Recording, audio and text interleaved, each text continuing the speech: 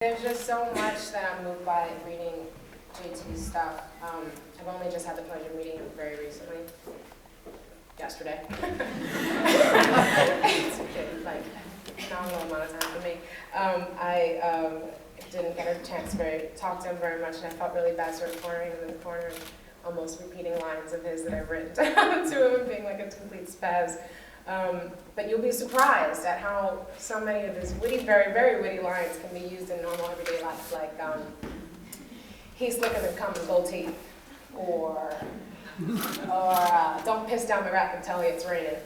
Like, it's come up all the time.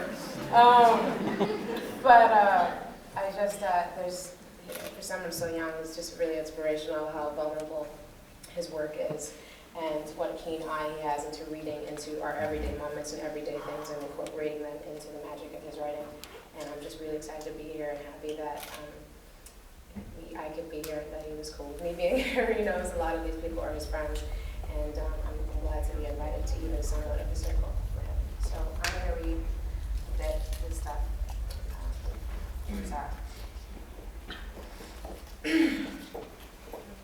Sarah comes back a month after I started working. The green bean truck driver man had stopped by to see her while she was gone. Other lizards were more than happy to be helpful and let him know where Sarah's whereabouts.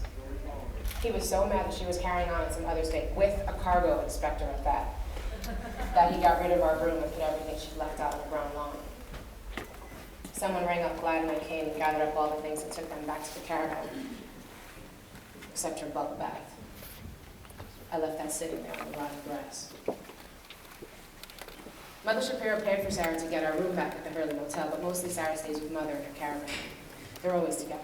Sarah even starts acting like she cares about the lizard's moods, too. Mother Shapiro knows all the girls' monthly cycles by heart. At any given time, if Mother is sitting in the dove, some lizard will holler out to her across the floor asking if they were right.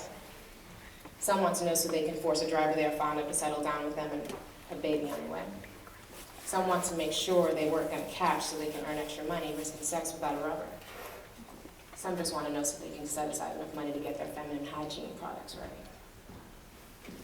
Mother Shapiro is pretty good at figuring out why a lizard wants to know.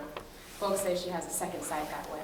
Being a big believer in condoms, she usually yells back out across the doves to the girl, "Honey, you are as ripe to seed and as ready to take as a breeding sow."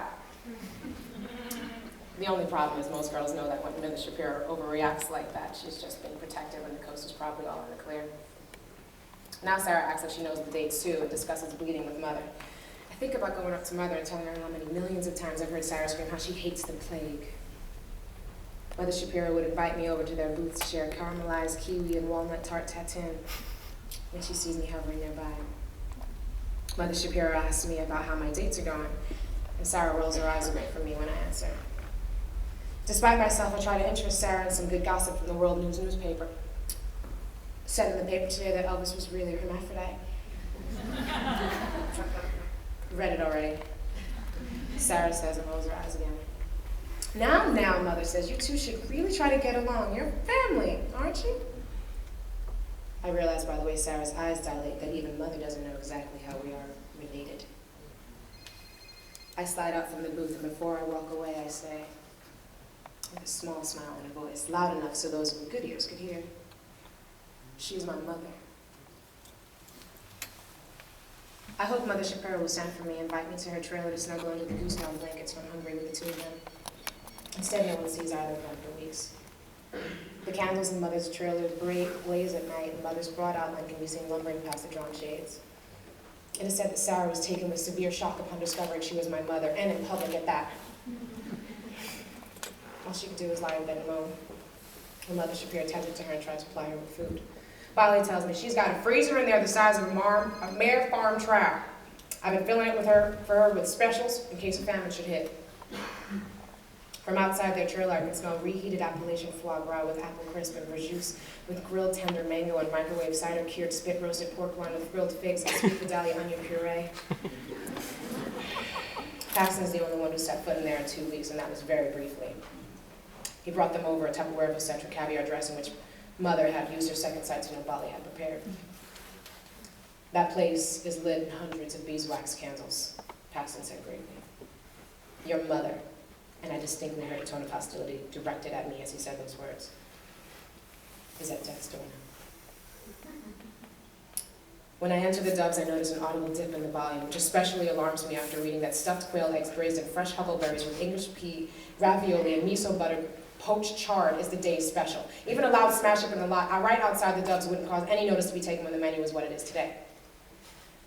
Accusing someone of being your mother is a very serious thing, Glad says to me sternly when I run back to the caravan in tears. Are they going to play Davy Crockett for me? I ask and put my head in Glad's lap. Oh no. His hands slide from my curls. It's just going to take everyone a little time to get over me, that's all. I devote myself to proving I am not the inconsiderate scoundrel everyone thinks I am. I dedicate myself to being the best lot lizard ever, so one day I can walk in to the Doves with the grandest ever raccoon penis bone and make the place hush